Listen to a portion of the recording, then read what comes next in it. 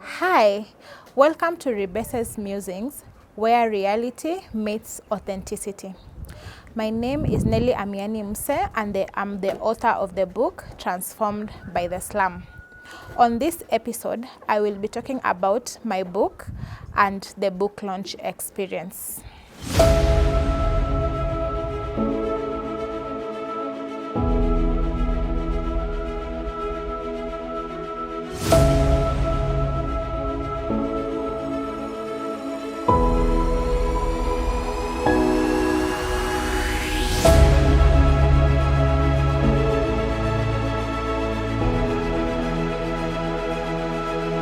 I am a girl who was born, bred and raised in the slum of Kibera in an area called Line Saba.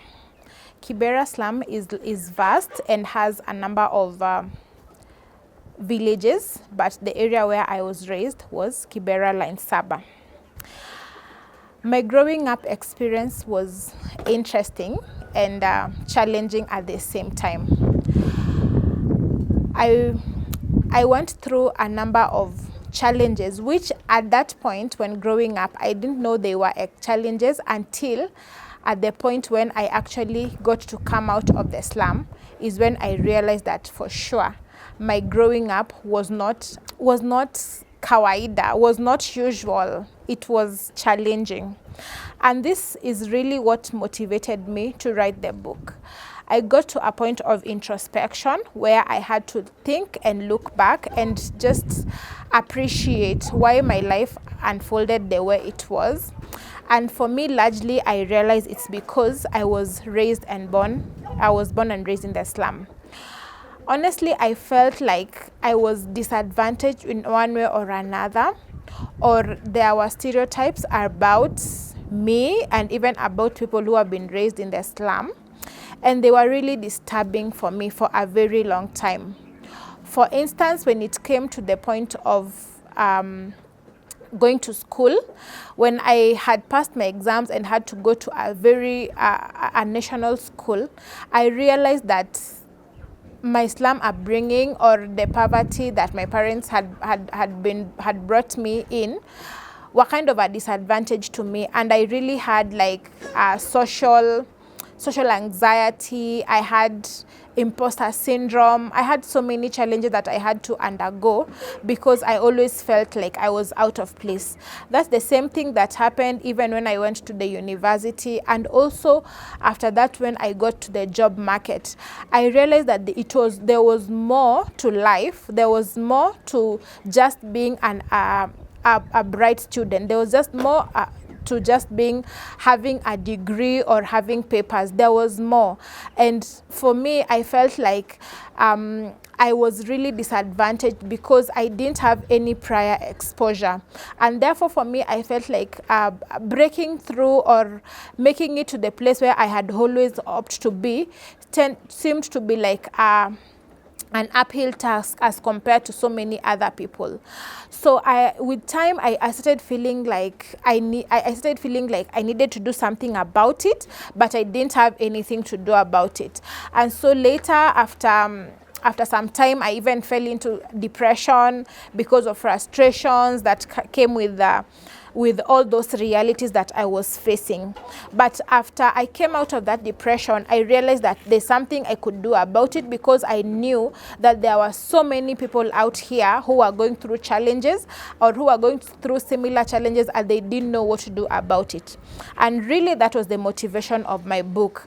I wrote this book, Transformed by the Slum, not just to tell my personal story, but to inspire somebody who will read, who probably has gone through the challenges that I have gone through, or people who struggle to understand why some people in the slums behave the way they do, or people who just need some information about how to treat people, especially when they realize that they are coming from a background that is not a privileged one, and especially people who are coming from urban slums. I know one of the issues that came up as I have been reviewing this book is that poverty is different. People who have been raised in the village setup in poverty, they are not the same as people who have been raised in the slum setup in the poverty, because poverty in the slums is not dignified, and people have to just people have to be so uncultured or to look uncultured to be able to survive the slum poverty. So really that was the motivation for me when I was doing this book, and it was really like a healing for me, and I believe that it's going to be a healing for so many other people. Having talked about my book in brief, I would wish to just explain a little about the book launch experience. Once the book was ready, I actually now realized that I needed to launch it. You know, when I was writing this book, I only wrote it, and I didn't know what next after writing, because for me, I was just writing kind of to process different issues, or of course to give hope, but I didn't know what to do about it. But I actually came to realize that once you write a book, you need to launch it. And so when it came to the time of launching, I realized that I needed help. I needed people to hold my hand. And for sure, when I shared with a few people that I was actually doing a book and I was planning to launch it, they were very excited about it. One of the people who was really excited about this book was Commissioner Hadija, a commissioner at the Commissioner of Revenue Allocation, where I also work. In one of our interactions, I shared with her about my experience writing a book and how I was stuck, not sure what to do with it. As they say, Waswahili hujuana kwa vilemba. We just clicked and we became friends without knowing that we have a background of being raised in the slums. So we've been doing so many things together. And then one day when we were just chatting, and then she told me she's, actually she asked me something, and I told her, mimi ni manzi wa coach, hakuna kitu inaweza nitisha hapa, and she was surprised. What do you mean? I told her, yeah, I was raised from Korogocho. And she was like, I'm also from Kibera. So we were so excited, and she told me, I'm doing a book about Transformed by the Slum. I was so excited about the book, because it's not only telling Nelly's story, it's also telling my story, and it's telling our story. Those of us who were raised from the slums. I was so excited, and I told her that we actually need to launch this book, and I want you to take this opportunity just to go back to our children in the slums, just talk to them, share your story with them, so that they know that there's always light at the end of the tunnel, despite the challenges that we are facing. Immediately she realized that I was writing the book about the slum, an area that she's very passionate about, because she came out from a slum environment, and also she actually succeeded from it. She felt the importance of pushing me to the finish line. So through her help, through her connections, she helped me to access different kinds of people who were willing to help me to have a successful book launch. I just want to appreciate her well in advance because of the role she played in ensuring that I had a successful launch. I also had a committee of friends who just came through to help me with planning. They helped me with ideas. They helped me with concepts, conceptualizing the day, and they even extended invitations to their own group of friends who were even very gracious to come through even on the actual day of launch and came to support me. That was very, very thoughtful of them. I also had to get a venue, and for the venue, I think right from the onset, when I started beginning to think about the launch, one of the places I knew I was going to have the launch at was Shadrach Kimalel Primary School. Allow me to welcome each one of you for this occasion, for this wonderful day that God has given us to be here today under the umbrella of our alumni of the school, Madam Nelly. We are proud. We are happy with whatever she has arranged for us today, the welcoming, the sitting, the education that we are hearing, even the little that we are hearing from our little girl, our student, hope. We are happy to be here because this is our own. This is our own. And if you want to be like Nelly and Hope, it is here in Shadrach Kimale. You have seen Hope, our product. Nelly, our product. Maybe I did not teach her. Maybe by that time I was not here, but that's a product of a teacher. For me, having the launch at Shadrach Kimale was going to be a full circle moment for me, because growing up, that is the only place I knew. That is the place where I had my studies and I passed exams, and that is how I was able to go to better schools and even just have a competitive advantage. And therefore, when I approached the school administration, and they were very willing to support me and to allow me to have the launch at that school, I was really excited. I was really grateful. And for me, I keep saying that having the launch at Shadrach Kimale was more of a full circle moment. It was like now making the whole book and the experience complete. So for me, it was really an honor to have the launch at Shadrach Kimale. I had so many expectations for the book launch. First of all, I must say that I had never attended a book launch before. So much as I also wanted to experience it, it was also a place of learning.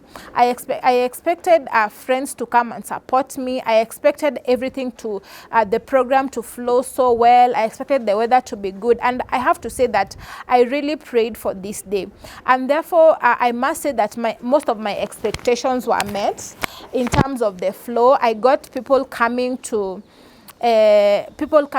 different places. I got opinion leaders and thought leaders coming.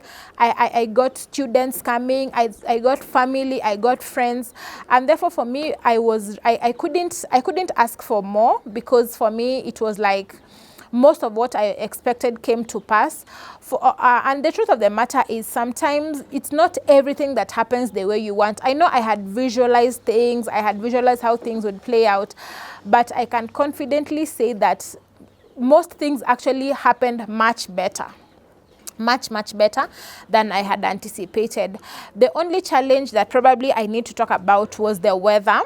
The weather was not the best because we were doing the launch during a rainy season, and therefore and the event was starting in the afternoon, and therefore we had the challenge of the weather kind of just threatening to sabotage the event. But thankfully it didn't happen. It didn't rain, though we now had to kind of rush the program to be able to accommodate so many things that we had planned before the event came to an end.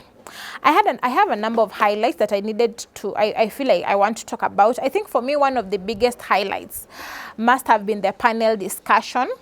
And I feel like the panel brought the event to life, because these are people who have actually lived the slum, who have encountered the challenges that I have talked about in the book, and who have come out on the other side and are actually transforming lives. I remember one of the panelists, Mr. Kefa, actually saying, we don't like the slum, but we love it. And I think for me that was one of the things that just stood out for me. You know, when you live in a place like Ibera, you really don't like the conditions. You love it, yes, because that is the home you know, but the conditions about it, the way people think about it, really make you not to like it. I also appreciated Florence, Madam Florence Care from Maisha Safe House, who is a lady who helps young girls who have been sexually abused, and she even gave a personal experience about how she herself was abused sexually, and through that abuse in Majengo, she was able to come out, and now she actually created a safe house for other girls. Kwa majina naitwa Florence Care. Ninatoka Majengo. Mimi ni mzaliwa wa kitongoji kimoja kinaitwa Majengo. Currently I run a shelter, a safe house, and I do a lot of work around sexual violence. I myself am a survivor of childhood sexual violence. So there's no way ningeepuka Majengo, sindio? There's no way ningeepuka. If you are beautiful, you're a target. So I look at myself and say, I can't dwell in the past. I have to do what I have to do and have to stand in the gap for the other young girls who are coming up. For me, that was a real highlight. And we also had a lady like Joyce Washira, who we grew up together in Lainsaba, and now she's actually impacting girls in the slum. For me, those were some of the highlights that were coming out, the discussions that made people really think about this book, just looking at it not really as a personal experience, but actually as a lived experience. Another highlight for me was when I had to ask my parents to come and speak, and I remember my mom almost shedding tears, giving encounters about how it was not easy raising me and my siblings, and how she had to deny herself so many comforts to be able to ensure that we went to school. And I remember her clearly saying that she actually didn't want me to work hard and pass exams, because she was like, even if I pass, where is she getting money? You see, and that is what many parents do. They are like, if my child is bright, yes, but even if she passes those exams and is called to university, or where will I get the money? Nashukuru walimu wangu wa Shadrach. Imegharimu walimu na mimi na kanisa kulea hawa watoto. Kama sio walimu singeweza. Nilikuwa with a lot of negative mind. Wakati Nelly alikuwa anasoma, namwambia usisome. Mimi sina pesa kupeleka shule. Hakuna mahali unaenda. Nikaambia mwalimu, huyu mtoto anasoma na mimi sina pesa. Mwalimu akaniambia usiwahi ambia mtoto una pesa. They really encouraged me. Wakati waliniambia nisiwahi mwambie sina pesa, nikajifunza jambo. I never complained, sikuwa nasema sina pesa. Kitu nilikuwa nafanya, nilikuwa nang'ang'ana tunajua kali. Nashukuru Nelly, alikuwa mtoto mtiifu. Ndiposa ndio apate discipline. Wakati wa university, alikuwa anakuja every weekend. Anakaa kwa kibanda, anauza, ndio apate pocket money. Nilikuwa najiweka busy. Ikifika Saturday, mimi naenda mambo zangu za kanisa. Na Nelly alikuwa anafanya kazi mzuri. Na tulikuwa nafanya kazi mahali duni sana. Hapa kwa reli, gari ya moshi inapita, na ni mahali inainama, inaweza anguka wakati wowote. Lakini Mungu alitushikilia. Kulea mtoto slum sio rahisi. Lakini nimefurahi kwa sababu watoto wako hapa, wajipe moyo, inawezekana. Nimeona ndoto yangu imetimia, watoto wanaendelea vizuri, na nimekuwa na advocate, yani natangazia hata wazazi wengine inawezekana. So for me, that was a highlight, and it was so moving, and I have received so many reviews from people who are saying that, you know, my parents, it must have been a highlight event for my parents to have them just speak about it. And even my dad, who was just grateful that we were able to come out of that situation, and now we were even to a place where we are able to encourage other people. Wakati amekuwa na ndoto ya kuandika kitabu, akaniambia nataka kuandika kitabu, na akaniambia hapo na maono. Nilimwombea nikasema Mungu afungue mlango iwe hivyo. Kwa kweli sikujua itakuwa vile ilivyo leo. Niwe mbele ya umati kwa kuwa ametunaroshi kitabu yake yenye ameandika. Sikuamini, lakini nimesema Mungu ni wema, aweze kuendelea hivyo. Bwana asifiwe. Bwana asifiwe. Ni furaha. I think that was for me, those were real highlights, and even seeing students come to perform and sing and entertain, you know, showing that these students also have a sense of hope that yes, their schools are in the center of the slums, but they're able to come out, they're able to survive the challenges that sometimes seem unsurmountable. Yeah, so I think largely the launch was such a highlight in many ways. It was such a success. I remember one of the things that I also did was inviting the guests to actually promote my mom, who was there with her wares selling.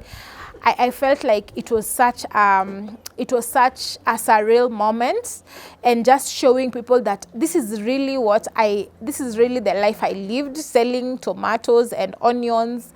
and just making people appreciate the content that is in the book.